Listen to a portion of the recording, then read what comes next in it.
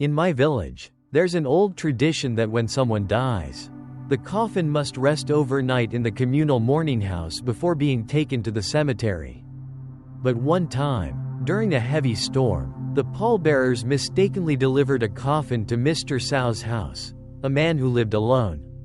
The next morning, Mr. Sao was gone, vanished. All they found were muddy footprints leading from the door to his bed, and a dark handprint, charred and black, etched into the wall.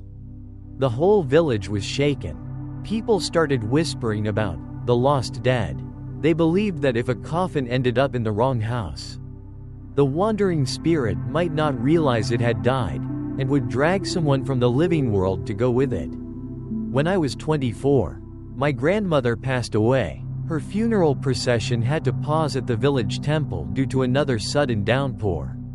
Somehow, one of the coffins was mistakenly carried into a neighboring home. That night, no one in that house could sleep. The doors kept swinging open. The wind howled through the halls like footsteps echoing off the walls. The next morning, the elderly woman in that house sat in a daze and said that all night long, someone dressed in white had been sitting at the foot of her bed, gently asking, "Is this my home? Is this where I belong?" After that incident, people scrambled to perform cleansing rituals and offerings.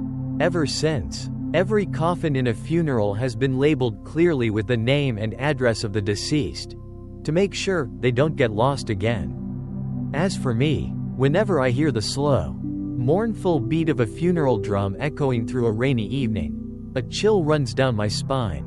I can't help but wonder, is another wandering soul being led astray?